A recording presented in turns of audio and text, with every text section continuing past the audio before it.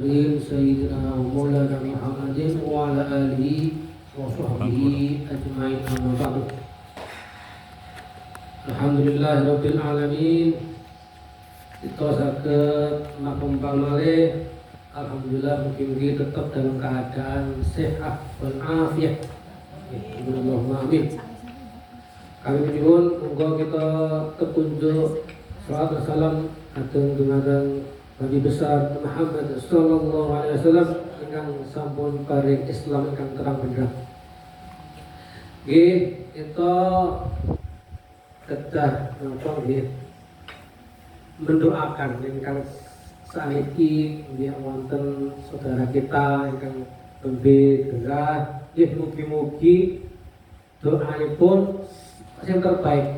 Nggih umpamanipun dipun paringi Iswan panjang, kita doakan sehat walafiat. In umpaminipun sing terbaik nggih ingkang dipun panggil Allah nggih akan keadaan ingkang husnul khotimah. Amin Allahumma amin. Nggih, untuk itu moga kita sareng-sareng mendoakan nggih kesanten mugi ingkang sakit nggih mugi ingkang pun paring kesembuhan boten nggih dipun panggil dan keadaan wafat. Bismillahirrahmanirrahim. Mustafa Muhammad Rasulullah Rasulullah wa ila qawli ikhwani al-abiya al-muslimin wa awliya al-syuhada awsali wa ma'amun syarfin wa jami'in wa yadul muqarrab al-khumusyan al-syarf ثم يحمد الجود المسلمين وأشهد أن شكر الله ولباباري وبرية خصوصا أبانا وأمهاتنا ووالداتنا وزوجاتنا على كل الصالحة لنا والفاتحة. أعوذ بالله من الشيطان الرجيم. بسم الله الرحمن الرحيم. الحمد لله رب العالمين الرحمن الرحيم مالك يوم الدين إياك نعبد وإياك نستعين اهدنا الصراط المستقيم صراط الذين أنعمت عليهم غير المغضوب عليهم ولا الضالين اغفر لي ولوالدي وللمؤمنين آمين. Alhamdulillah kita sambung masuk ke dalam Al-Qawiyyu. Al-Qawiyyu ini umpamane jenengan mungkin tesih napa pernah wonten kegiatan teng Klaten. Nggih menika ya Qawiyyu. Napa pernah tidak? Ya Qawiyyu niku tradisi dadi apem. Teng di sebelah kedua itu bur. Dan itu awalnya pun ini nggih wonten penggede napa wonten penyebar Islam pertama kali untuk saya ngawal niku jenengipun Ki Ageng Bidi Ngawasnet. Nah niku punya militer Yaqawiyyu. Karena memang sampun dipun terangake walillahil asmaul husna fad'uhu biha. Dengan asma'u Allah yang husna yang bagus maka berdoalah dengannya. Artinya semua yang kita telah pelajari itu gising 99 nama itu bisa jadi wasilah kita untuk mendoa. Yang dengan pengen kekuatan nggih ya Qawiyyu. Yang pengen dipun buka ngene ya Fattah. Yang pengen apa dibuka itu ada dipun semua disertai dengannya kalau ada dipun kasih ya Rahman ada puluhan bahkan 99 nama. Monggo itu dimanfaatkan sebaik mungkin. Ya, pengen apa nih pakai itu. Insya Allah sampun jelas Quran fad'uhu biha. Ya, berdoalah padaku dengan memakai asmaul husna. Nah ini kita akan mencoba untuk mengulangi apa itu ya Qawiyyu. Al-Qawiyyu yang berarti Allah yang maha kuat. Ya, Mas. Next. Nah, Al-Qawiyyu itu ingkang akar katanya adalah kuwah niku kekuatan, kuat. Ingkang saniki lebih di bahasa Indonesia kekuatan. Wonten la haula wala quwwata illa billah. Tidak ada daya dan upaya kekuatan kecuali dari Allah Subhanahu wa taala. Ini tadi kita. Nah, dalam konteks Asmaul Husna, Al-Qawiyyu ini menunjukkan sifat Allah yang pemilik semua kekuatan mutlak, yang tak terbatas dan tak tertandingi. Jelas Allah itu hanya satu yang punya kekuatan yang sangat dahsyat, tidak ada tandingannya sama sekali. Ini pun jelaskan nopo sampun boten wonten sengane satu tok niku pun kita cuma harus meyakininya, karena yang namanya raja manusia itu pasti punya kelemahan. Ya Allah betul gak ada kelemahan sama sekali. Itu yang perlu kita yakin. Next. Nah, untuk itu ternyata ada beberapa pendapat dari para ulama. Pertama, Al-Qawiyyu ini Allah memiliki kekuatan yang sempurna tanpa ada kelemahan sedikit pun. Berarti ini buatan wonten kelemahannya berarti Allah. Yang pun kelemahan berarti buatan Gusti Allah. Karena yang namanya Allah itu kekuatannya itu sempurna. Blut buatan apa sing bukan buatan nek manusia ada yang mungkin bolong kenapa sing buatan, nah itu artinya buatan Gusti Allah. Yang kedua, kekuatan Allah itu meliputi segala aspek. Nggih, sing aspek fisik, nggih, sing aspek boten fisik, sing nampak lan sing boten nampak. Jadi kekuatannya pun ada, semua aspek itu ada dimiliki oleh Allah Subhanahu wa Ta'ala. Ya, ketika apa? Allah mampu melakukan apapun yang dikehendakinya tanpa ada yang dapat menghalangi. Kun fayakun. Allah bisa mengadakan apa yang menurut kacamata manusia mustahil, tapi Allah tidak ada kata mustahil. Ketika Allah sudah kun fayakun. Mungkin menurut kita lama, tapi Allah hitungannya kan tidak lama seperti manusia. Hitungan 1000 tahun di dunia sama dengan 1 detik. Allah punya pemikiran sendiri. Artinya kun fayakun itu mungkin bisa lama oleh di mata manusia, tapi karena Allah pun bisa jadi langsung tanpa menunggu waktu lama. Itu kalau menurut kacamatanya Allah. Kita cuma harus meyakini saja. Yang kedua itu apa? Kekuatan Allah itu abadi dan tidak akan pernah berkurang. Nah ini Allah itu adanya adalah abadi.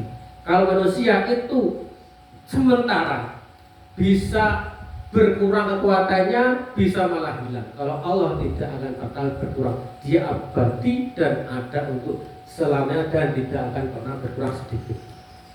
Artinya apa? Di sini arti dari beberapa penafsir ini, Al-Qawiyyu ini adalah kekuatan yang maha dahsyat yang tidak punya kelemahan, yang itu meliputi segala aspek dan bisa melakukan apapun, dan itu bersifat abadi. Dan itu sejenenge raja di raja.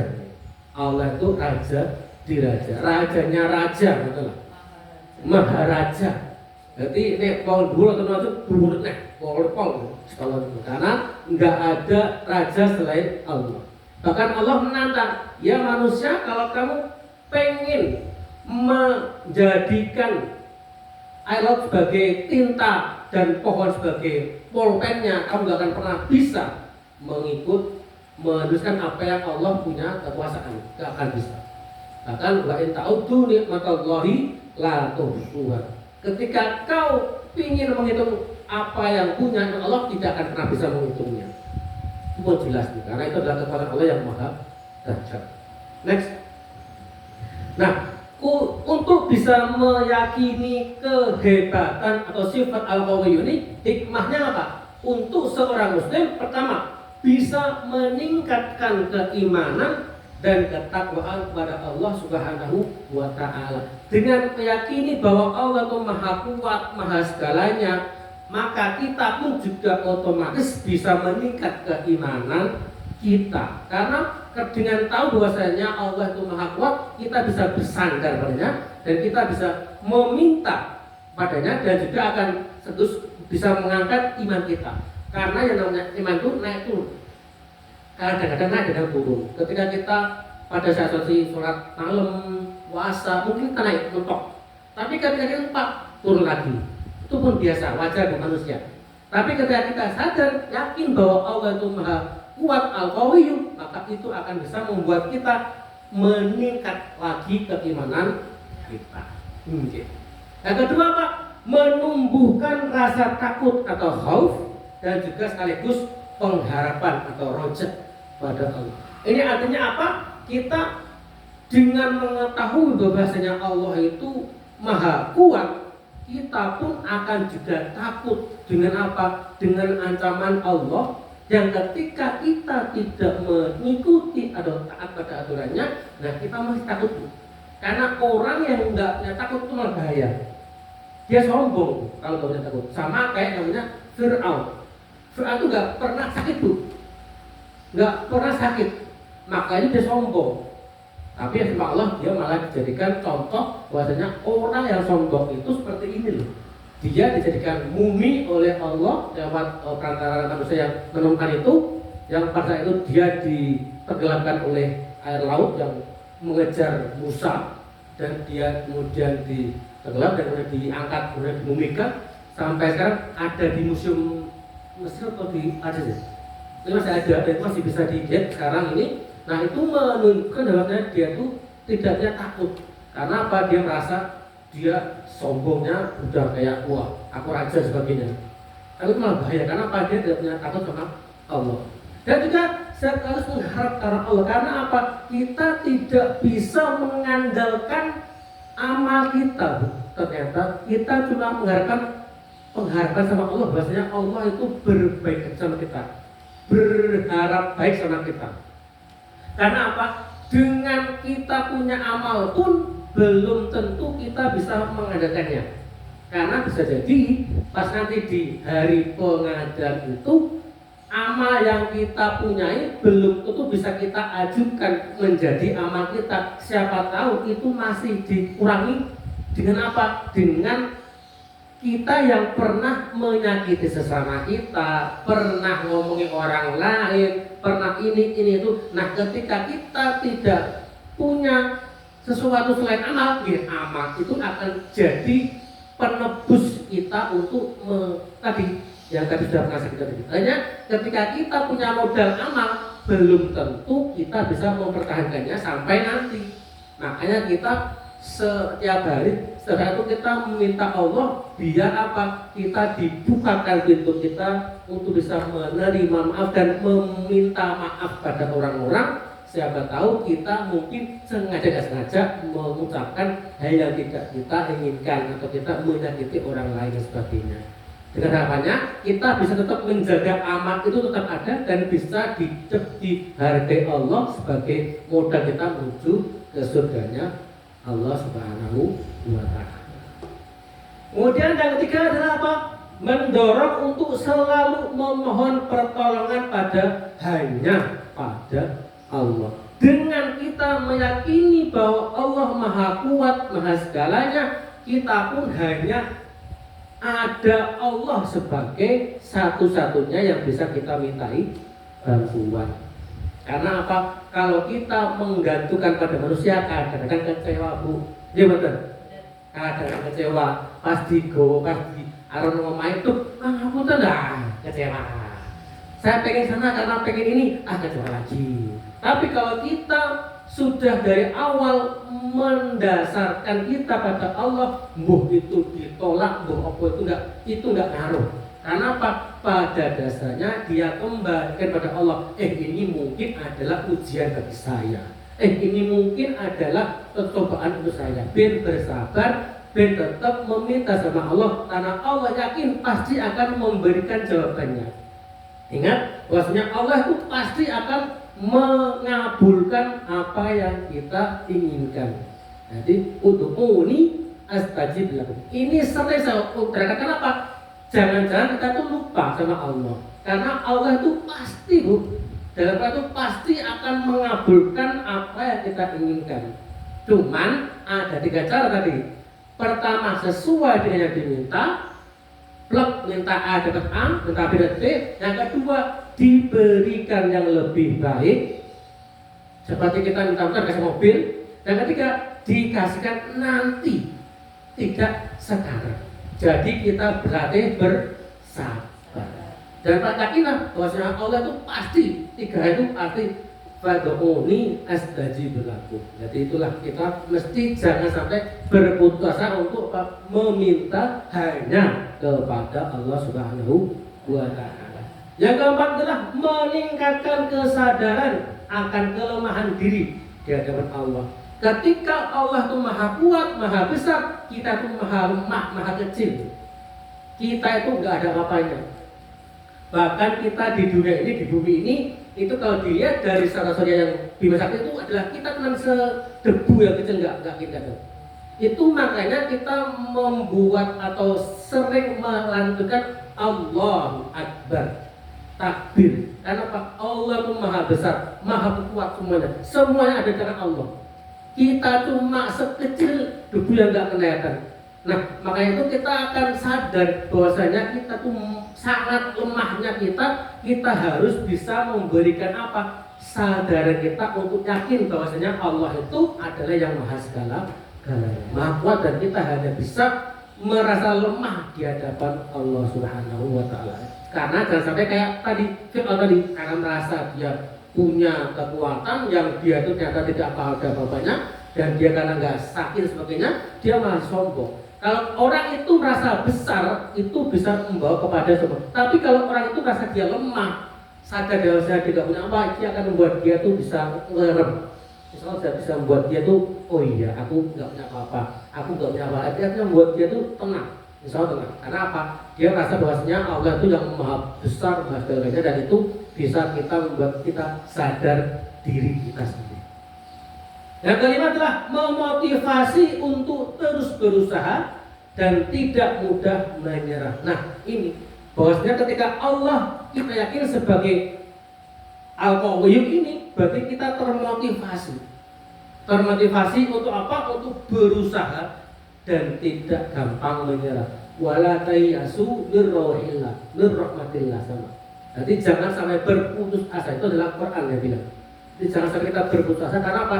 Insya Allah akan ada jalan keluar. Inna ma'al usri yusra, wa inna ma'al usri yusra. Ketika kita menemui kesulitan, pasti akan ada hal yang bagus setelah. Itu dua kali. Artinya apa? Itu Allah pengen memberikan penekanan. Jangan menyerah, karena ada dua kebaikan yang akan kita dapatkan kalau kita tidak menyerah. Jadi semoga kita bisa terus berusaha dan tidak akan mudah menyerah. Next. Nah, untuk menerapkan sifat Al-Qawi ini, pertama kita mesti menjaga kesehatan fisik agar selalu sehat. Bisa lewat olahraga, bisa lewat apapun ya, nak ngontel, jalan sebagainya, atau tintingku. Nah, itu adalah semua apa yang dibuat untuk bisa menjaga tubuh kita agar tetap sehat. Karena apa? Dengan begitu itu adalah kita menerapkan sifat Al-Qawiyyum ini. Karena apa? Kita dalam mempelajari semua nama-nama Allah ini, kita ingin mendapatkan nur. Nah, kalau kita ingin mendapatkan nur Al-Qawiyyum ini, pertama tadi kita menjaga kesehatan fisik kita dan selalu sehat. Itu juga termasuk tanda-tanda apa?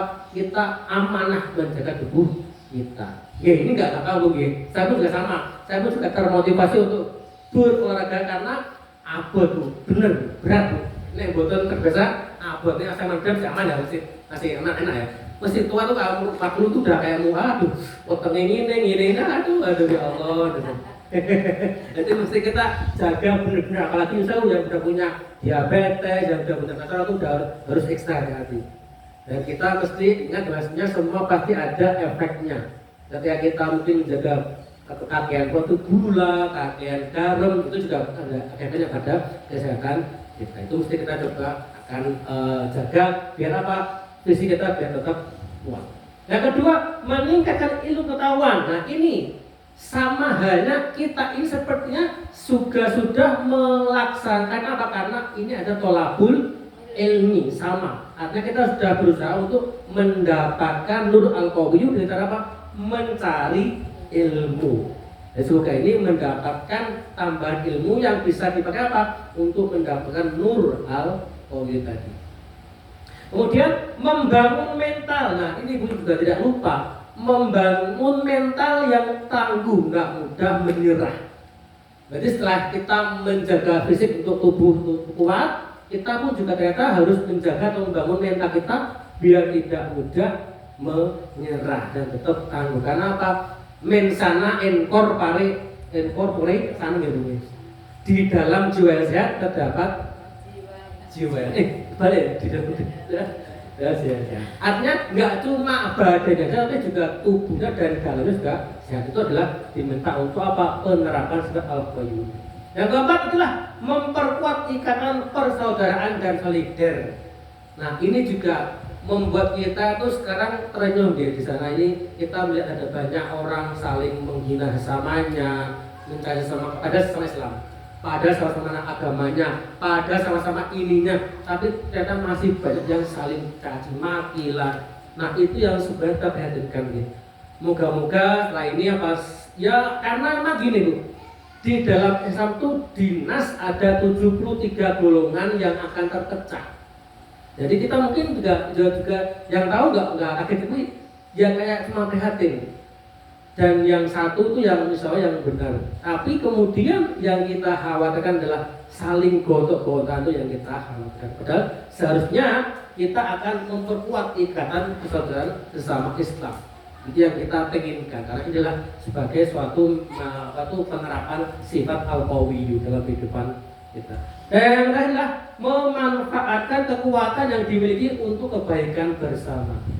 Artinya ketika kita punya darah berlebih, kita bisa sedekah.